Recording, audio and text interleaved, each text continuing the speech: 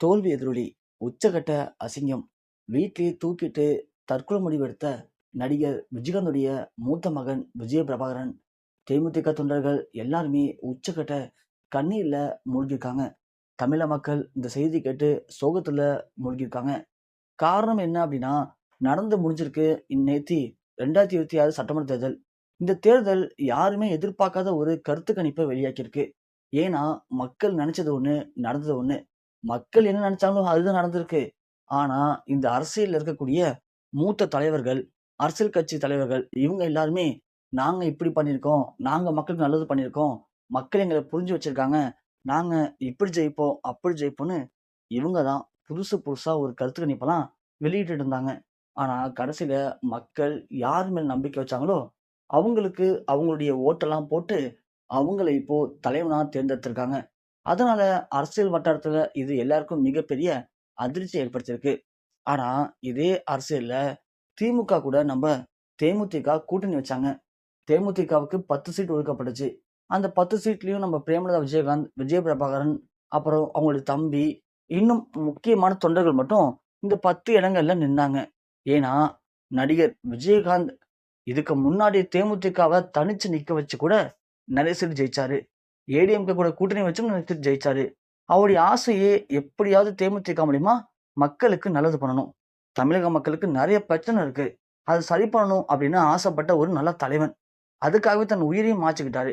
அப்படியாப்பட்ட விஜயகாந்தோடைய ஆசைய நிறைவேத்த போறேன் அப்படின்னு தான் பிரேமலதா இந்த அரசியலுக்குள்ளேயே வந்தாங்க. அந்த கட்சிய வச்சு நான் மக்களுக்கு நல்லது பண்றேன். கேப்டனோட ஆசைய நான் நிறைவேத்துறேன் அப்படின்னு நம்ம பிரேமலதா முடிவு பண்ணி தான் இந்த வேலையெல்லாம் பார்க்க ஆரம்பிச்சாங்க. ஆனா, அவங்க பண்ணது எல்லாமே சரிதான். அதுக்காக அவங்க இந்த கட்சிய திமுக கூட கூட்டணி வச்சது, அவங்க பண்ண மிகப்பெரிய முட்டாள்தனம்னு சில அரசியல் வல்லுனர்கள் சொல்றாங்க. அதுக்கேத்த மாரி நேற்று தினம் நடந்து முடிஞ்ச அந்த தேர்தல் முடிவுகள்ல, நம்ம பிரேமலதா மட்டும் தான் தேமுதிக சார்புல ஜெயிச்சிருக்காங்க.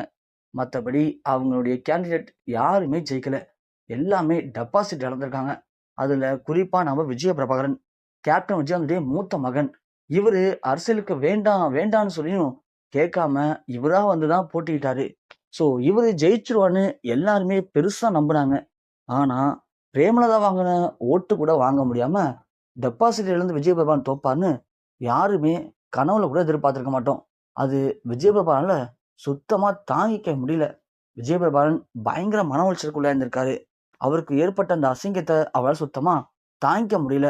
ஸோ, நாம போட்டியிட்டு இவ்ளோ கேவலமா தோப்போம்ன்னு எதிர்பார்க்கல. நம்மளால சினிமாவுலயும் போ முடியல. அப்பா மாரி அரசியல் பக்கமும் வர முடியல. நம்மளால எதையுமே சாதிக்க முடியல. நமக்கு திருமணமும் ஆகல. இப்படி நாம ஆசைப்படுறது எதுவுமே நம்ம வாழ்க்கையில கிடைக்க மாட்டேங்குது.